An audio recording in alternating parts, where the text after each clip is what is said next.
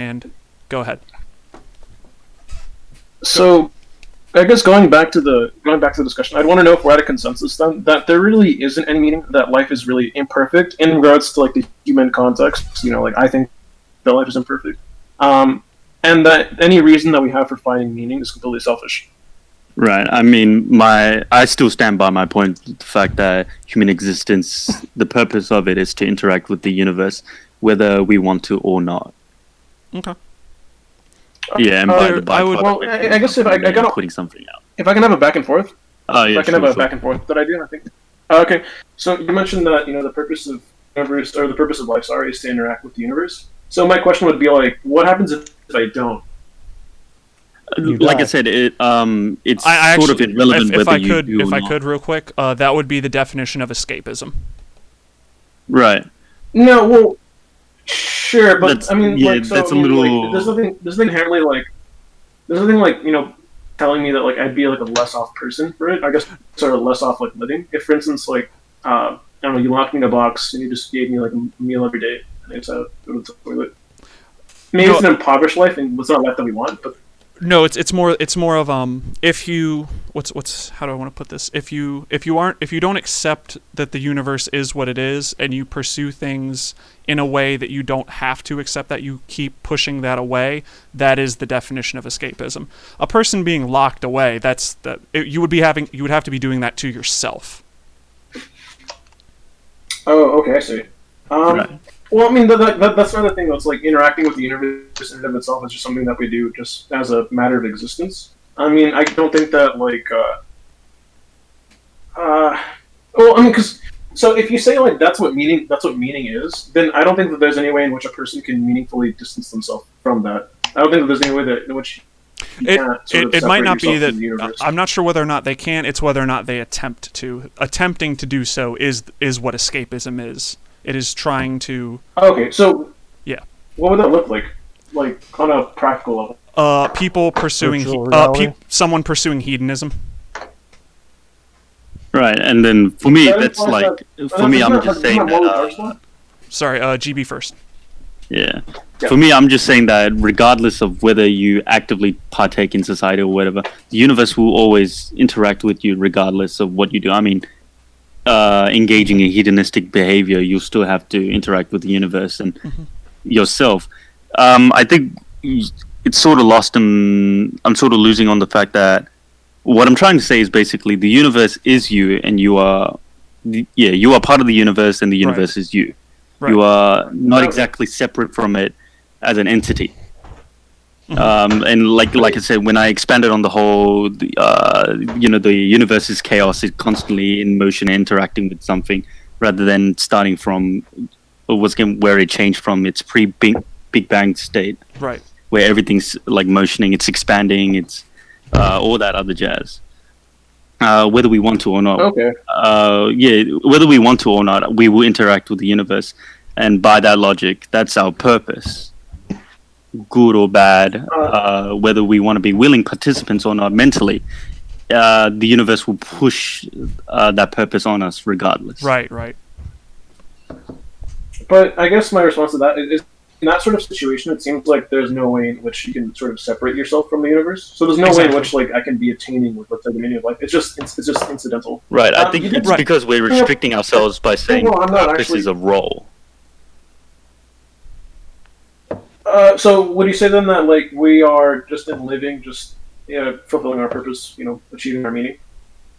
Right. I mean, like Just by living, you are. like I think it's a little difficult to, I guess, convey in the fact that we're sort of restricting ourselves by saying the word purpose, because to us it's like conflated with role. What's our role in the universe? yeah. What do we do in the universe? Like, what can we change in the whole grand scheme of things? And then I'm saying that like it doesn't really matter. We're always going to have an effect on the universe, whether we want to or not. And like I said before, if the universe is empty, it's cold, dark, whatever we do is technically insignificant.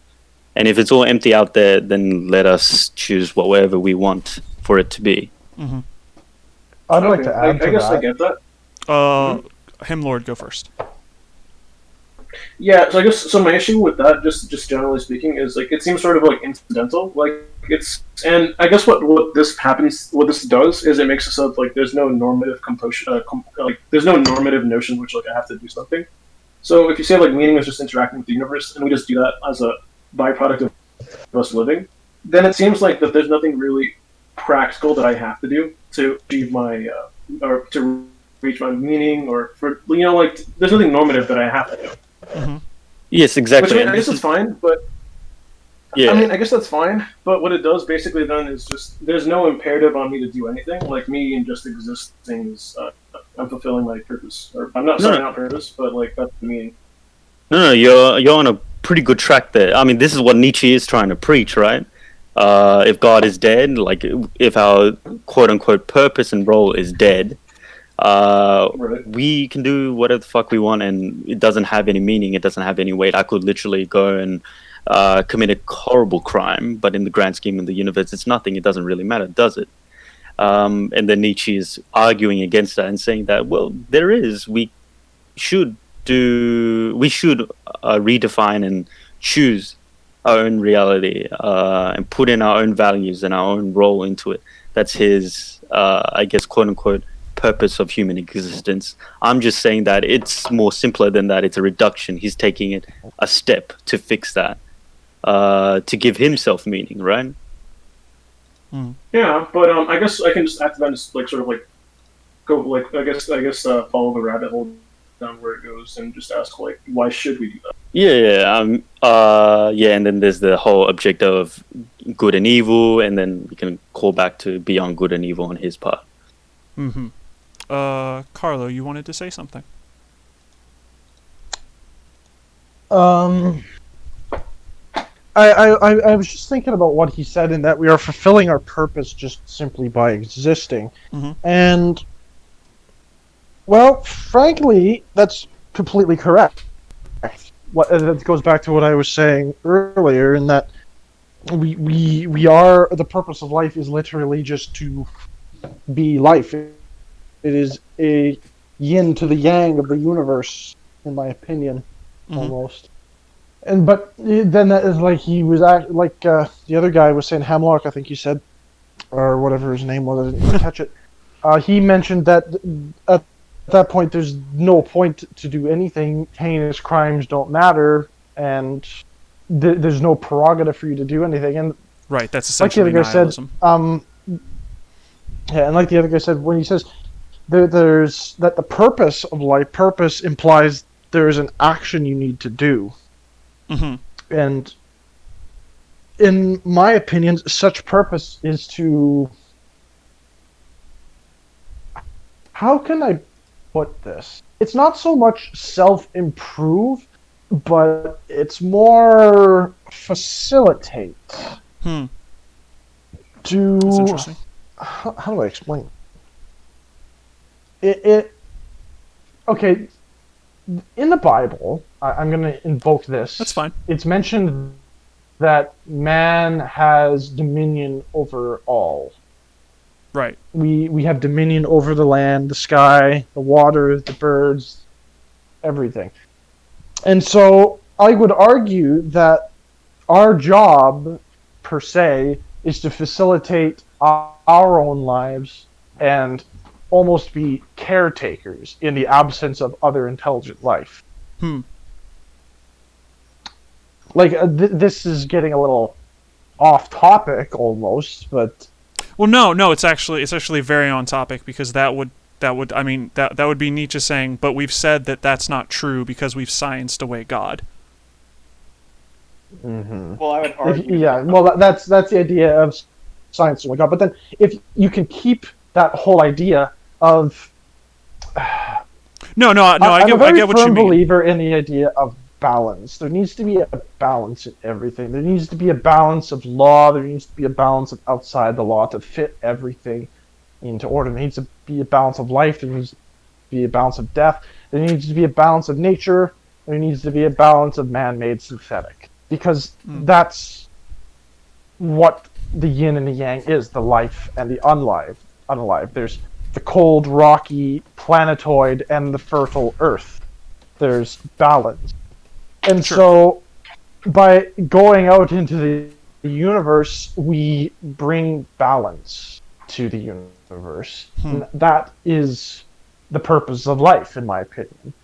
We will seed life. Life has started because right now the universe is not balanced. There's no life, as far as we can see. There is plenty of unlife, and we can bring that balance, and that's the point of it. That's why we expand. That's why we grow so much, and why there will eventually be a point where we can't do that, and then we will reach an equilibrium. Everything reaches equilibrium. As a chemist, you're taught that no reaction is ever 100%. It always hits a point where it goes, and then the momentum carries it a bit forward, and then it brings itself back. No reaction is ever 100%. There's always an equilibrium, a balance. If I may respond to that, Go for it. you brought up really interesting points, but I guess my concern is that the idea of like finding balance, in my opinion, is very aesthetically charged. So, for instance, like I might want to find balance because I think it looks good, but I guess like my real question is just like, what's our obligation to find balance? Like, what makes balance in particular like something worth striving for? How do I? Here's the best way to explain it. My family, as far back as I know, have always been extremely conservationists. They cared deeply about nature. My grandparents were involved in the founding of many national parks in this country. I'm Canadian. So maybe that's my own bias, but I want you to imagine a future where there is very little. Can Riley get unbanned, please? He's gonna own all of you in this debate. Jesus, man. Don't worry about that. Go on.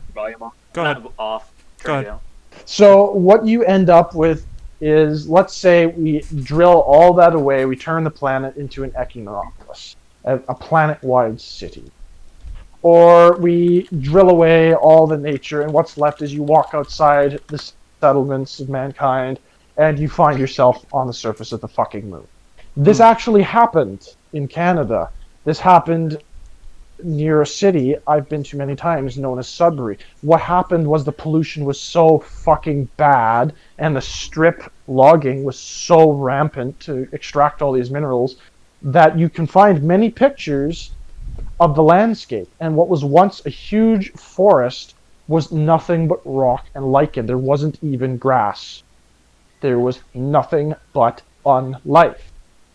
And if life is supposed to facilitate itself and facilitate the universe to expand and explore and understand itself, because you could argue that life is literally life to the universe is almost like a human in its own brain. The human is asking questions about its own brain. We are the universe asking questions about itself. We are literal manifestations of the universe. We are. Sorry to cut your point short. By not having that, I just want to short. Yeah. Where were you talking about that the delogging the logging had happened? I missed that. I'm sorry. Sudbury, Ontario. Okay, thank you. They logged everything. They killed everything. Acid rain, everything. There was a huge conservation effort to get things back, and right now, trees have only just started growing, and they're not fucking healthy. They are stunted. They are small, but it's coming back. Okay. And so, pretty much to wrap up what I was getting at, that balance is important, because a future that doesn't have that balance is just unlife and us. While sure, we have facilitated ourselves, but we've just created more unlife. Machines aren't alive. Maybe artificial intelligence could be argued to be alive, but by building cities and stripping away life, by building all of this, and I'm getting off topic at that point. I honestly that's all right. We'll put that the rest of that in a little box for a while. Yeah, I totally lost. I had it so clear where I wanted to go with that. Right. I think I made my point with the idea of, imagine a future where we've gone too far towards unlife. What's the point of balance? Well, Yeah. No, it's no, either no, a I got cold, you, I dead got you. universe. Yeah. Unless anyone else wants to respond, I think that I guess like just to sort of like beg the question. My question, I guess, would just be like, what's the purpose of life in general? Like, why should it exist? Like, why should we care that it exists? Why should the universe That exist? is the question. I mean, why should the universe exist? That is a good question. That's an excellent question of which I have no answer to. I have Yeah, the that's my- perfect answer Actually, for I it. do Like- have an answer to it, but Sure. it's not great. It would go down to it would be something like we are both the universe and not the universe, in that we are parts of the universe, but we are separate from it in that we act inside it, and that the reason that it should exist is a self-serving one, because we deserve to exist inside it. I have two answers what for do you mean that by question, deserve? if I can. Deserve in the we just by the nature of what we are, we deserve to. It's completely self-serving. We deserve to exist inside it for ourselves. So, any reason that we might have for the universe existing is completely self-centered. In any way that I think any human could actually communicate it, yes. Yeah, I think I completely agree with that. I don't think we are at a point of evolution where we could communicate that in a way that isn't self-serving. I can. Go for it. What gives something value? Usually, If we're doing like a back and forth, whatever gives something value, just how much we value it. it is something. Yeah, something's. I just want it. Something's value is ascribed to it by something else. Generally speaking, Always, in every case. Okay, you're getting there. you can just. Okay, let me say I have 100 rocks that are yellow, and I have 50 rocks that are red. You want a rock. Which rock am I more likely to give you? Economically, The yellow? And why is that? more. Exactly. There's more of them. You have more of them. So, I have more yellow rocks than I have red rocks. Now, what gives the universe value is that it is unique.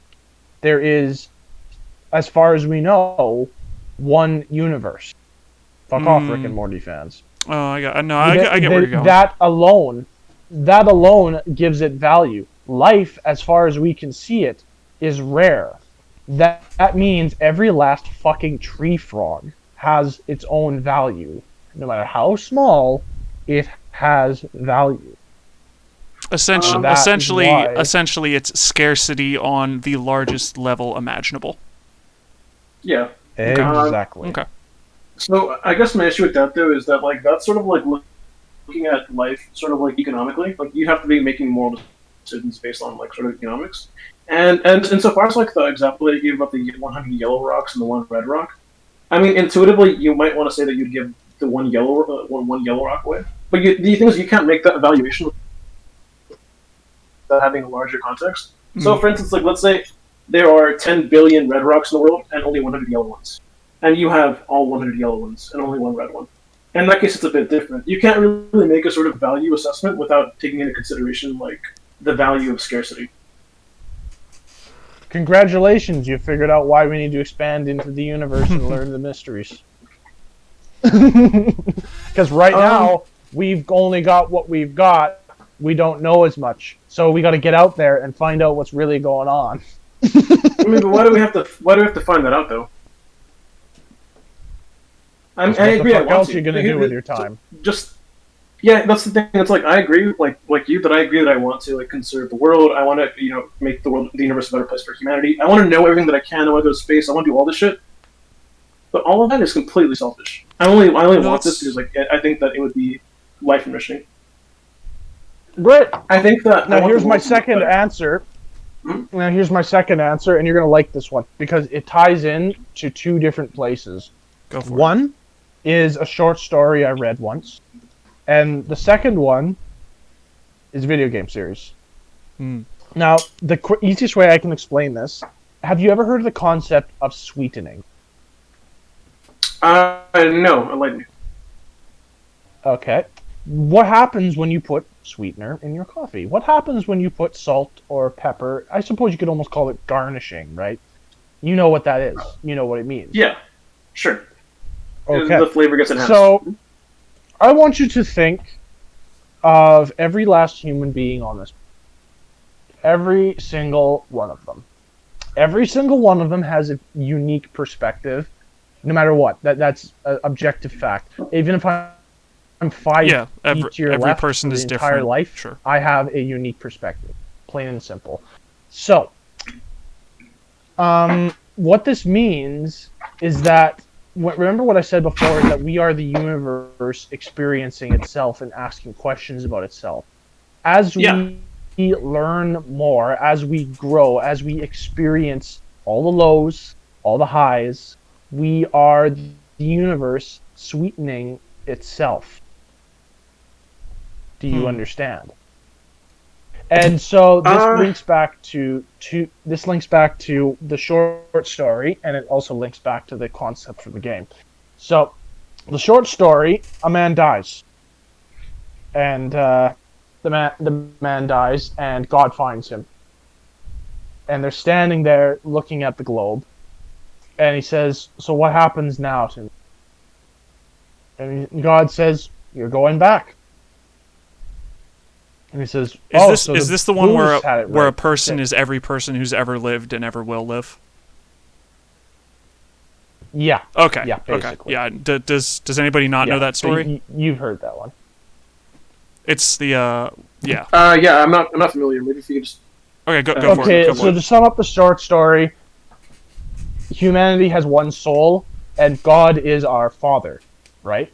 But we have one soul, and the whole point is every time we die, every experience we have is sweetening ourselves. We are a gestalt God, basically. Imagine humanity as an egg, and as we experience and gain knowledge, that gets to our collective soul. And every time we die, we add all of our life experiences to that before we get sent back, and more of us, until eventually we finally learned and understood everything, and we all die at the end of the universe and become a new god and make another one of us. We are the universe experiencing itself. We're all crypto gods. Yeah. So I guess like my concern with that notion is that it ascribes value to something that we don't necessarily have reason to assume that has value. Like things like, and, like I already mentioned that I think that like those things are good. Experience I think is pretty good, but I'm not sure where the You're value just trying lies. to counter argue, right? Yeah, I'm not sure where the experience lies outside of just the phenomena of it. That is just to experience it.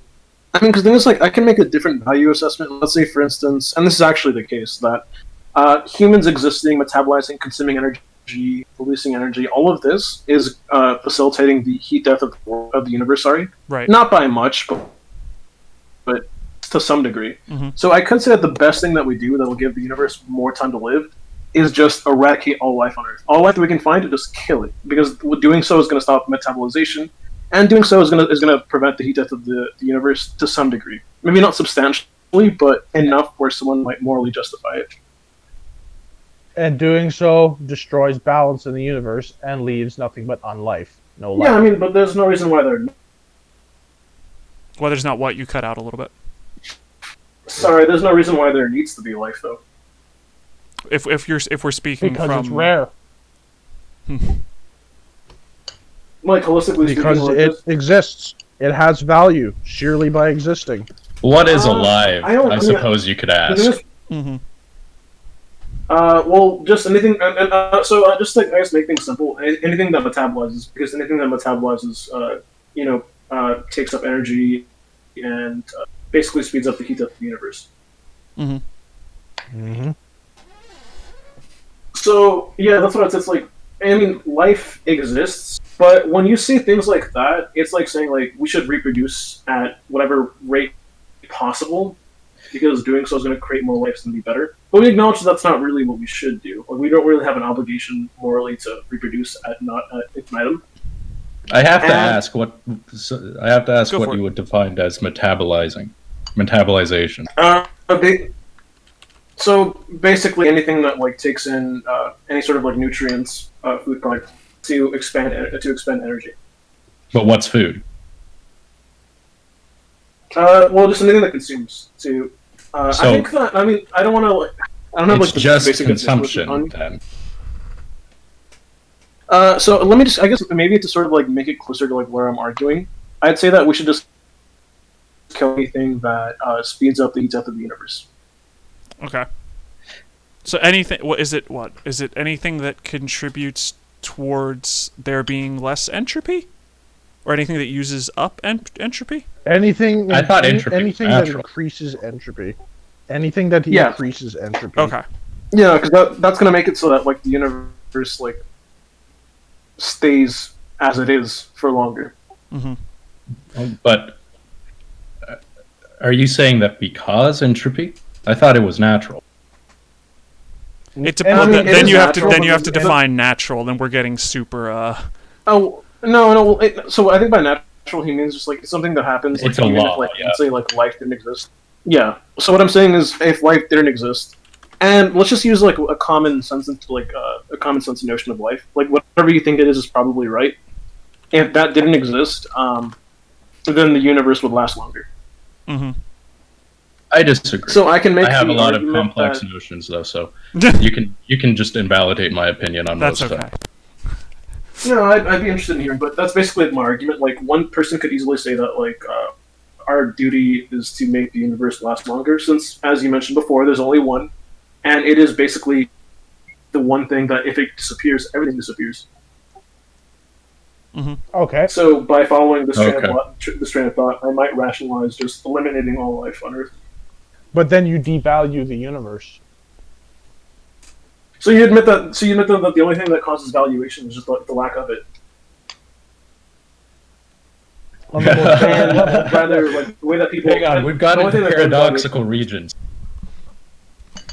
No, I don't think that that's controversial. I think that we all here pretty much. Not generally agree with controversial, it. it's just paradoxical. I don't think there's any reason to argue paradox. Everyone understands it. What in particular do you think is paradoxical? A paradox is just something that is. It has a logic, yet there is some kind of what is the twisting to specific it. paradox here? I Are think you is what he's talking asking. about a Yeah, this is- contradiction? Yeah. 'Cause that's Marxist. This sentence is false. Right. That is the Sure, paradox of but paradoxes. what's the specific paradox that that we brought up, though, or that you think that we're That talking about? that for the universe to exist, there has to be life. Or no, There has no, to be it's what? Sorry. for the universe to have value that there has to be something to exist. Oh yeah, sorry, that was it. Yeah, that was something, it. then something has Yeah, to I mean, exist inside for- to ascribe it value. For there to be value, there has Yeah, for there to be devalue, there has to be value. Of course, that's how it works. No. Sorry. For there to be value, there has to be something that ascribes the value. So, for Right. instance, something won't be valuable Okay. if there's no one there to rationalize its value. Okay. I mean, do you agree with that notion? I'm not sure. I don't think that's a very. I would. controversial. I mean, by all ways that humans can understand it, absolutely. Because as far as but as far you know as what, we I think that values. well, as far as we know, Sorry. we're the only thing that can ascribe value, really, because it's something that we've communicated the idea of value. I'd go so far as to say that people that with reason are the only things that can value, and I want to say that like value is a privileged term and exists only in the spectrum of rational thought. Anything that's not rational can value, in my opinion, Mhm. because value is sort of like a social concept where without rational beings there exists no concept of economics, trading. There exists no concept of anything, really. Yeah, I mean, well, there exist things. I mean, there exists no value at all. No, I didn't mean to But say we have concept of value. we have gone so fucking big brained here. That's I'm okay. That's the like, point. Fucking hell, man. It should be noted I have a philosophy background, so Good for you, man. I don't know a lot about I don't know a lot about ontology, so I don't know too much about like this particular subject. But like I know I think decent. I think that's where the argument actually is. Like, because I have a chemical background. I'm a very logical, kind of pragmatic person, and here's Girl Fancy Pants with his sociological or psychological degree, excuse me, philosophy. philosophy. Yeah, I'm not actually using it, so feel free to make fun for it. Okay, but the point is, you see, my arguments are coming from a very logical way of thinking, I suppose you'd say. Everything. Oh, it's almost irrational in that I say things have value because they're scarce, because they have value. If that makes sense. Meanwhile, No, you're I trying get to that. say that. Yeah. So while you're trying to say that things. I don't even know how to describe your own argument. I'm trying to wrap my head around it still. Fuck. If I may respond to like one point that you brought up, you mentioned that like you think that things are valuable because they're scarce, but there's nothing inherently about something being scarce that makes it more valuable. I mean, there's less of it, sure, but like without anyone to appreciate the scarcity and to commodify it, then it doesn't really matter. On the idea of value, sorry. Do you want to go? Go ahead, GB. You've been waiting forever. Oh no! Thank God. I've I been fixing my mic for like You got 30 minutes. You're good now. Oh, no, I mean the topics are over. Like the things I wanted to say, like it's already long past, and I don't remember. Oh, don't. We're gonna wrap back around in the second big topic, so that's okay. Yeah, that's fine. I mean, like we'll let Scatless go on. Or whoever wants to speak. On the topic of value, friction. For friction to be broken, it requires a certain amount of force. And so the two objects interacting both need to communicate that. Well, actually, there would be three objects interacting in that situation. The three forces interacting, the two objects and the force pushing on the object that is trying to move. They would need to communicate, and the two objects would both have to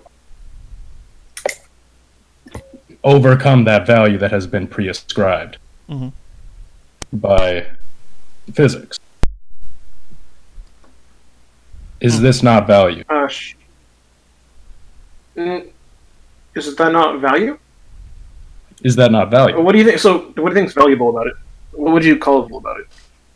Well, the force in particular that is moving the object is the valuable idea. For a more valuable force would be able to move that object, a less valuable force not so. Well, I'd say that if you're thinking about terms like that, I think that you're using value maybe in a different sense that we've been using. So when you say value, you're referring to an order of magnitude.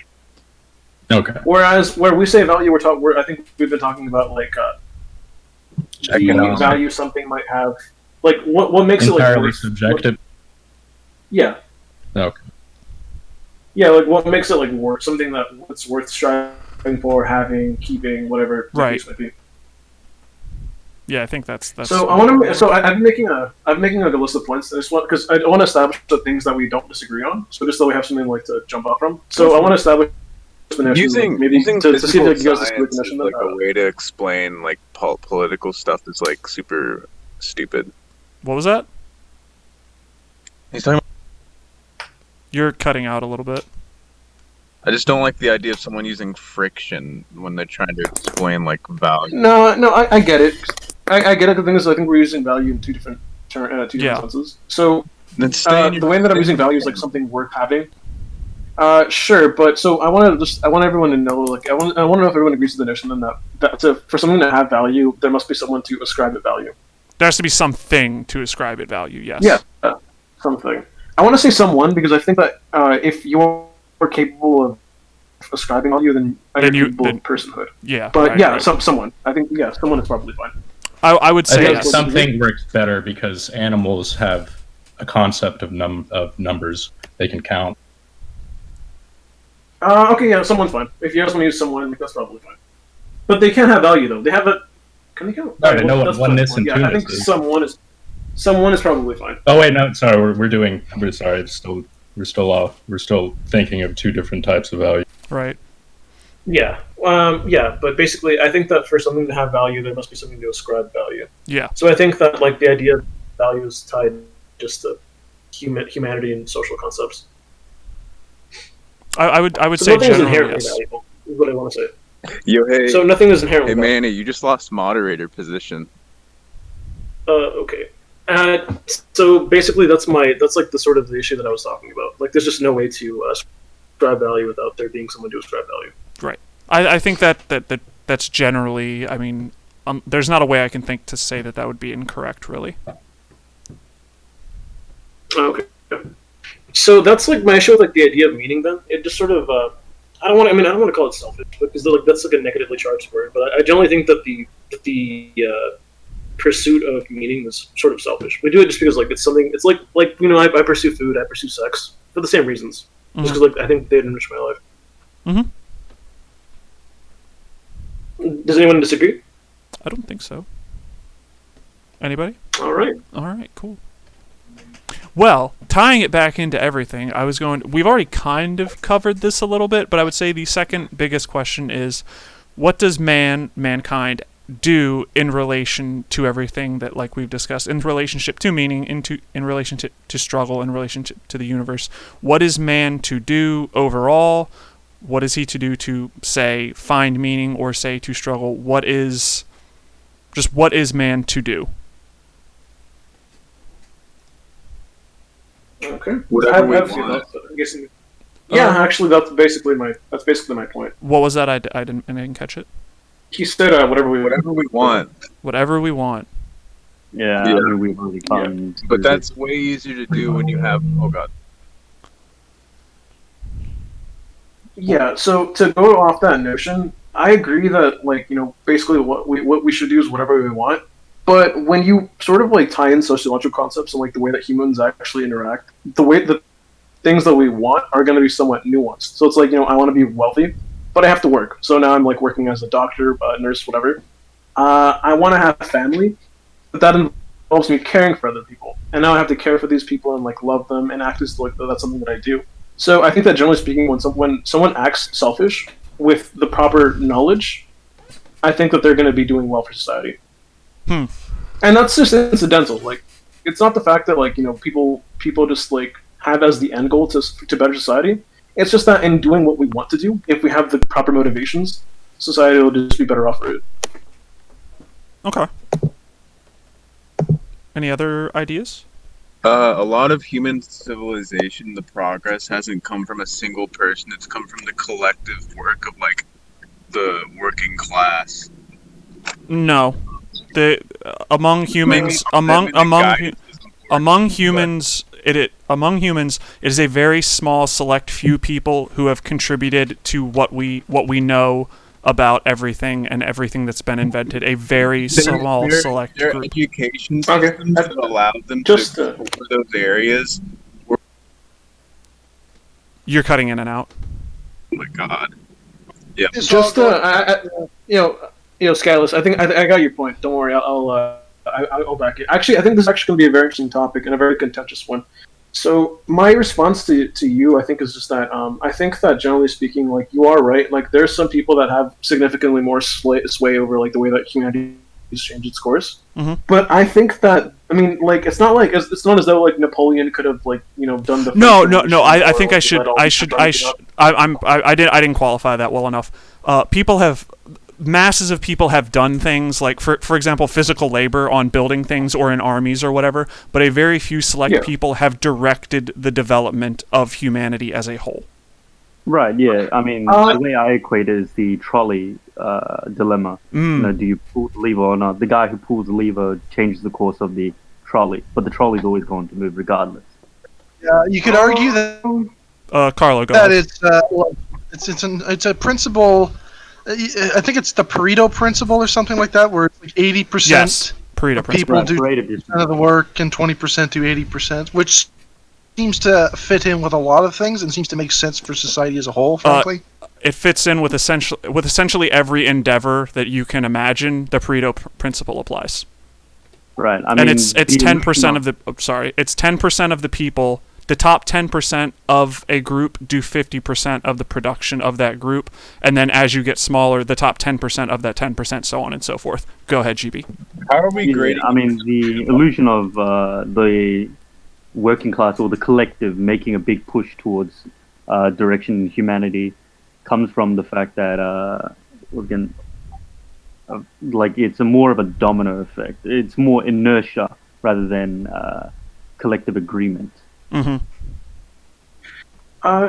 I guess if I may respond to that, Go for it. I hadn't really considered this. But things like, for instance, like the Russian Revolution, French Revolution, these were all movements that were, for the most part, like led by people from what we'd consider like the middle class, people that were like well off, lawyers, things like that. Mhm.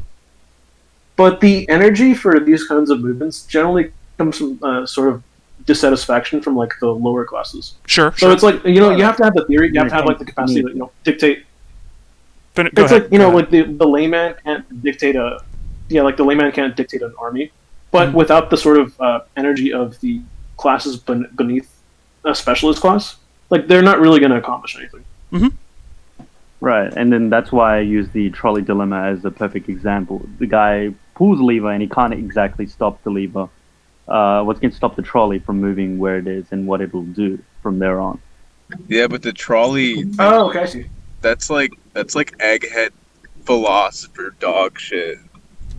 We're talking about No, like. I mean, To simplify it, it's like the best way to go about these kinds of complex problems, right? I mean, we can try to I think No, it's you guys just want it to be expand it as much as we can, but like trying to condense it as best we can as well helps. Oh, he's gone. Yeah. So I Go think ahead, there's a Himmler. point to that insofar as I think that you're right. Like there's a sort of like general movement, and then there's someone necessarily who might decide where that movement goes. But I'm sort of a determinist in that I think that people just land in the positions that they land in just because of circumstances. So I don't think it's necessarily like a value evaluation that like one person holds like this particular position while like all these other people holding like this other position. No, I agree. It's definitely, hence why inertia is the big factor into the whole thing. The guy pretty much gets swept into it after pointing the direction, right? Right. And then he becomes sort of irrelevant in the grand scheme of the Yes. whole movement. He is a part of a movement that is just contributing to the inertia of that movement. Yeah, exactly. Yeah. But we sort of haven't answered the question. What does man do? What is I mean, if in this grand scheme of super metaphysical things we've been discussing in relation to meaning, in relation to suffering, in relation to everything, I'll posit one theory because I like the way it's explained. I'm not sure if I agree with it, but I do like the way it's explained. And it's Jordan Peterson's essential theory that man's role is to shoulder the greatest burden he can bear and work towards carrying it better every day to improve himself, his community, his family, which has that ripple effect that you were talking about, like the universe. Go ahead. Should we go in order? Or? Oh, don't you go for it. Oh, You were muted. You were muted for half an hour, but you muted yourself, so you. Nah. It's all right. And I think I'll need a minute to think on it. Okay. So I'll Himlord, probably go hand ahead. Or not. Oh yeah. Sorry. Yeah. So you said that like man's obligation is to do this, but when you say that, like, do you just acknowledge the fact that it's sort of like an obligation just out of like maybe like duty? It's sort of like just a Yes. It's like Yes. loaded, and you Yes. have to admit that like it's Yes. not really something that you have to do. Yes. Exactly. So you think that the only reason to do this then would just be for practical reasons? I don't know if practical is the word I'd you can use. be. I don't know if practical is the word I use. I'm not sure what it would be actually. That's a good question. Okay. If I could, I've collected my thoughts. Go for it. Right.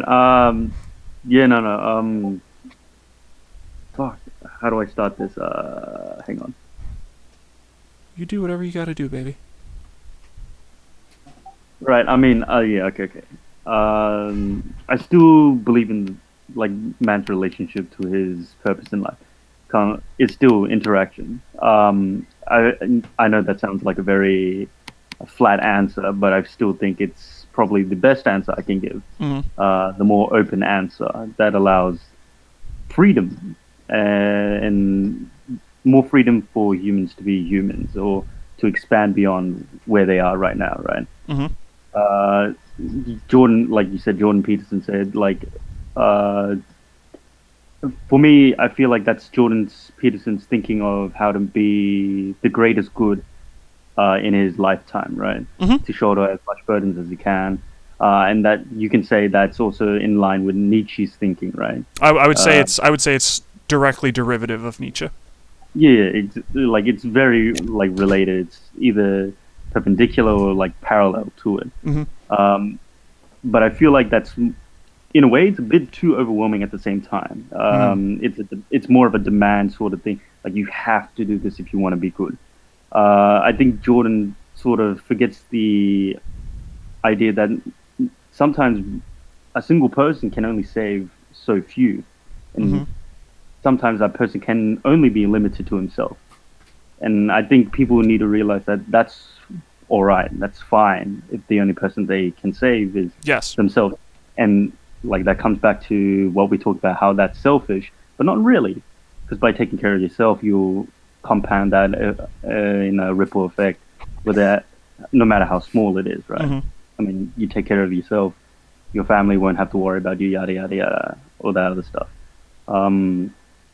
So it's not selfish to only just shoulder your own burdens. Right. Yeah, no, I understand what you mean. You said it's not selfish?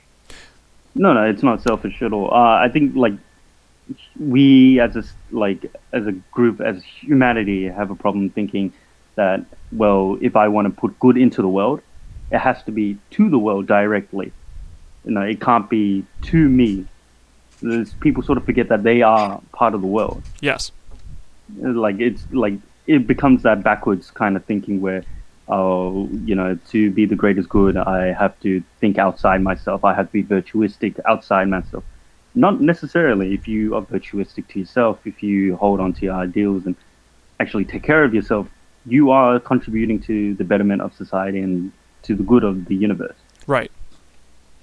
Okay, yeah, I don't disagree with that, but I think that the motivation is always going to be it's always going to be selfish. So it's I think that you're right. Like, even in just doing that, like, you're contributing to the good of the world and the universe and shit. But I think that the motivation is completely selfish, and it's going to be like, if you didn't have self-interest, then you wouldn't do any of this. Right. Yeah, and I'm saying that you shouldn't think of it as self-interest, right? You shouldn't think of it as a negative. Yeah, like that. Yeah. That's the problem again. Like, the words come in with negative connotations, right? Damn. Well, no, that's So but one thing that I want to tie that back in, because we're talking about words with negative connotations. This comes back to the universe and its imperfections, and such as the imperfection of human communication. We have to use a word like that with a negative connotation to communicate our idea, but that idea we're admitting in this line of speech that our communication is flawed in that way. Right. Like, to call back to the guy Scatterlard who just left. Yep. Like, I understand where he comes from by saying, like, it's eggs on head kind of philosophy, if I try to simplify it as I can, right? But here we are simplifying and generalizing such complex ideas into these vernacular. Exactly, right. So I understand where his grievances come from, but I also think that, yeah, we have sort of no choice, in a way, to communicate a message to the largest groups, or to make it easily digestible to the common man, basically. Rather than like compounding it with context and other meanings and then complex other solutions and hypotheticals, like bringing it back to something simple, whether it's flawed as it is, it's pretty good. It's as good as we can. And that's the point. Exactly. Yeah. No, I mean, yeah, but it's always just like practical. It's like the value of things is always just going to come down like what they're worth for us. If I don't think that particular thing's not valuable for me, I probably won't do it. Fair enough. Okay. So I guess my last real big question would be, so we've come to some. You made a list of points that we agreed on, right? Yeah. Could you go over them? Could you go over them real quick? So I think sure. So I think so for the most part, like, one thing is like we agreed that like you can't really have value without someone there to value, and I think that we also agreed that generally speaking, the pursuit for the meaning of life is a selfish one. We do it because like it would make us feel better. Okay, yeah. So my last big question deals with this one's this is more of a personal question. It's personal, but it is also metaphysical in a way.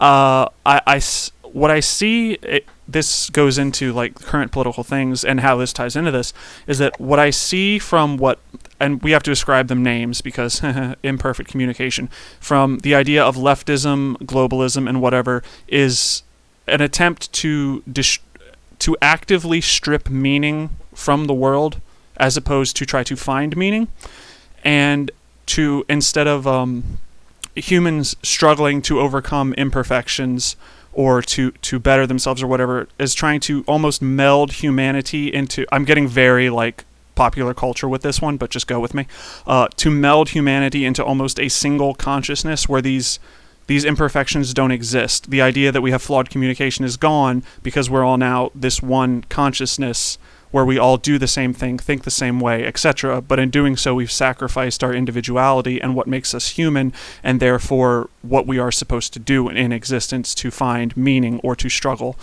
I know that's really confusing, but any ideas? Okay. Go ahead. Sure. So I think that I guess like one thing that you would have to tackle, like if you really wanted to make this discussion, is the idea of like individuality, because we assume that like there is like some value in individuality, but like as we've been discussing, like value is only in terms of like what we consider to be precious, what we consider to be sort of not that much of. I mean, and then the thing about that is like we're talking about scales. So like for instance, within particular communities, a lot of people are going to behave very differently. So I can just go ahead and say like, oh, we should get rid of Christianity because like that's sort of something that ruins like individualization. We should get rid of like common languages because like that gets rid of individualization, common cultures, things like that.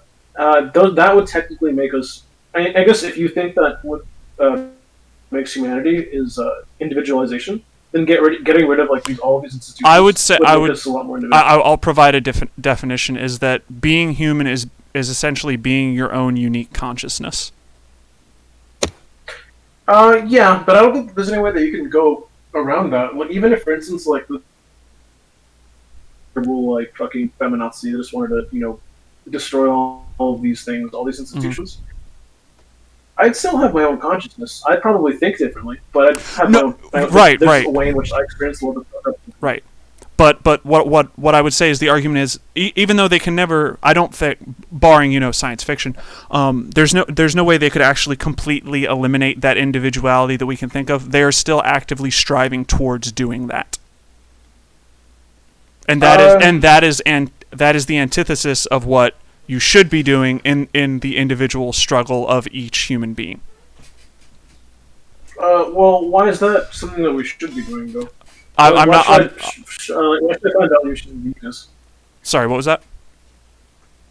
Why should I find like value in uniqueness? Like, why is this differentiating myself something that I should do?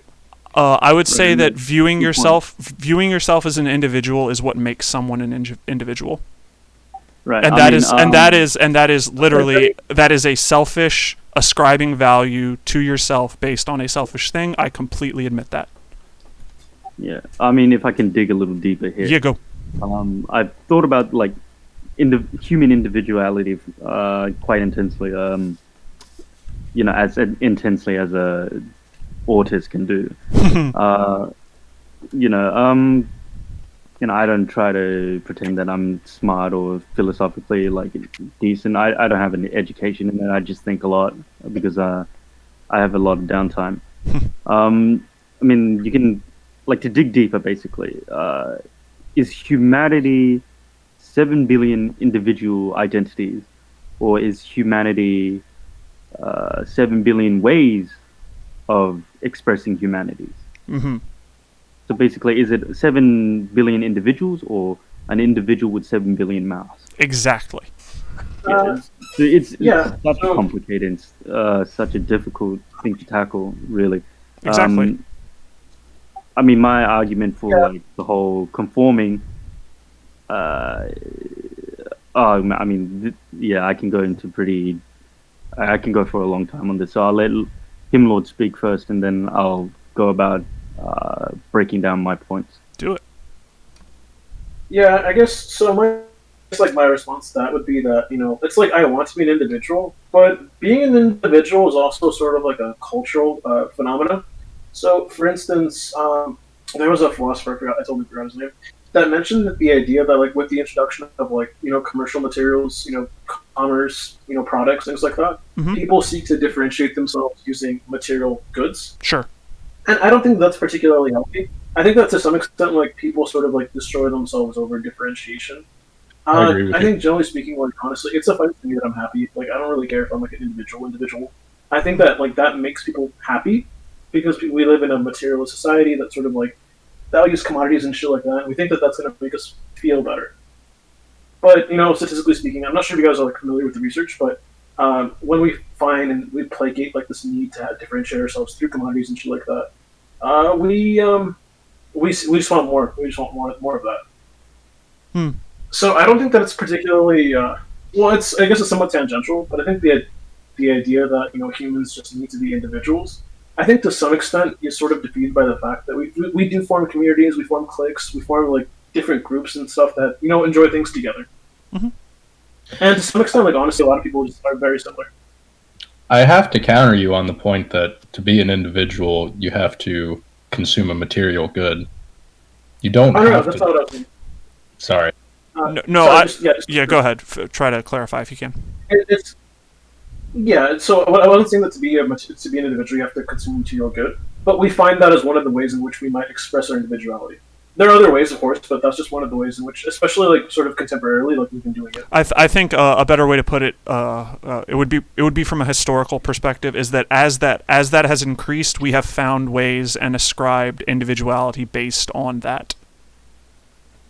Yeah, absolutely. I think that's right. I think that's more that's still philosophy, but it's more history with philosophy in it. I Yeah. I would have to disagree just because in my mind, anything that in any person that is or any culture that derives from consuming a product is just consumer culture. Hmm. That isn't individualistic. Like gaming culture doesn't make you an individual. Right. Absolutely. You're just consuming a product. Unless you're making the video game, that's a different And that's a even different thing. and even then, it still might not be individual. That would only apply to Indeed. in some cases. There are some cases. Yeah. Yeah.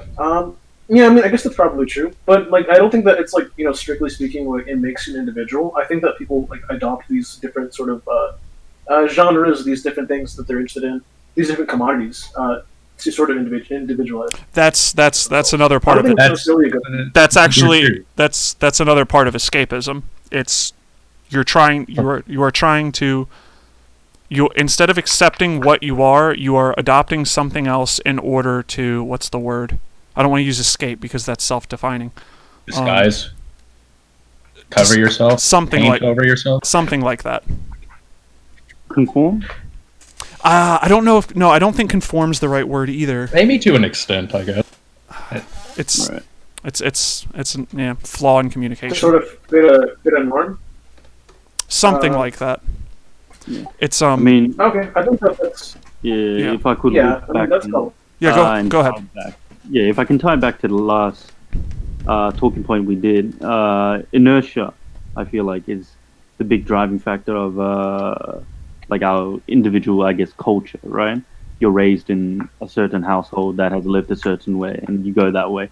And once you meet with something that's different, you sort of conflict against it because it goes against your own inertia, like culturally. Hence why there's such a huge division, between groups, the left and right, socialists, capitalists, and so forth. Hmm. Yeah, You and see then- them as I think entirely different forces. I mean, I think that it's in the fact So- that, like, sorry. again, let me bring it back to the first talking point of the chaos of the universe. Planets are constantly spinning around and not exactly the same planet, right? Even though they're part of the same universe. Sometimes they collide, and that's just chaotic. But once it becomes a singularity, like as in black hole happens, that's technically order, right? But we can see that because it's silent. It's no longer in its chaotic state. It's not exactly order in the fact that it's a good or a perfect thing. It could be, like you can say it's a good, it's a perfect thing. There's no conflict anymore. Yeah, I mean, there's a whole lot of bouncing here and there in terms of is it orderly to be chaotic or is it chaotic to be orderly? Oh, well, that's. I think that's semantic. I think that generally speaking, that the way that we should operate is the way in which the are comfortable to us. So, like, whether or not like it's chaotic or whether it's orderly, it doesn't really matter. I agree. As long as, I we're believe being people can choose and determine who they are and who they want to be, regardless of outside influences. And if those outside influences do influence you, like, who the hell can really tell you not to do that, right? Mm-hmm. Yeah, I mean, that's just how life is, I guess. Like, you're just born into it. People just tell you to wear this, to do that, to act like this. There's not really any way around it. There's not any way in which, like, you can sort of separate yourself and become a sort of, like, an overman. Just to sort of beyond all of what people tell you. Mm. Right. And I don't think that's necessarily a problem. So you brought up the fact that, just, like, that we'd like to converge, like, sort of, like, culturally. Like, do I think that that's an issue?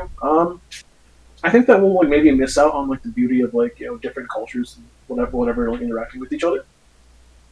But ultimately, I don't think that I'd have an issue with everyone on Earth having like the exact same interests as me. Right. It loses its chaos. Yeah, I mean, but the thing about that is, I don't think that the chaos is implicitly good. Yeah. And then like my saying was from the universe's perspective, it's not exactly a bad thing because within that universe, technically, it's orderly. You can look into that and then say, well, there's individuals within that conformed society that have their own individual identity. Yeah, that's yeah. So for me, I mean, and you can't go. Yeah, for me, it's like irrelevant where it goes, whether it stays separate, whether it conforms, because I believe that the chaos of the universe, as long as like things exist, the chaos will exist. Hence, individuality will exist. Yeah, I agree with that. Fair enough. I mean, the only exception is like the sort of like the science fiction thing that you brought up earlier. Right, like robots, right? Neon Genesis Evangelion, just merging everyone into a singular identity. Yeah, exactly. Like it has to be algorithmic. Go ahead. What were you saying, Himlord? Beyond that, there's no way to. Yeah, beyond that, there's no way to melt consciousness. I think that people are, in whatever context, always going to find a way to individuate themselves. I think some people will, no matter what. Yes, I don't think everyone will, but that would take hours to go over. So I'm going to leave that one where it is. We'll discuss that. Later. Because that would be a long conversation. I agree. It would. Yes, it would. Very. But yeah, those were all of my points and my questions. If there was anything else, any closing thoughts? Nah, nope. I think we. Yeah, I think I'm good. Expressed each other's points very well, our own individual ideas as well. Alrighty. I mean, I guess we could end it by like having the questions thrown at us, and then giving us individually giving our own condensed answer for it. I mean, we went over them pretty. We came up with a couple things we agreed on, and we went over them. So I think that's good. Right. I think that's good. Yeah, so, that's fine. Yeah. Well, yeah. Thanks for joining me after the chaos at the beginning. We brought some order to it at the end. So yeah, thank you much. Perfect. See you. Right. GG, boys. Later.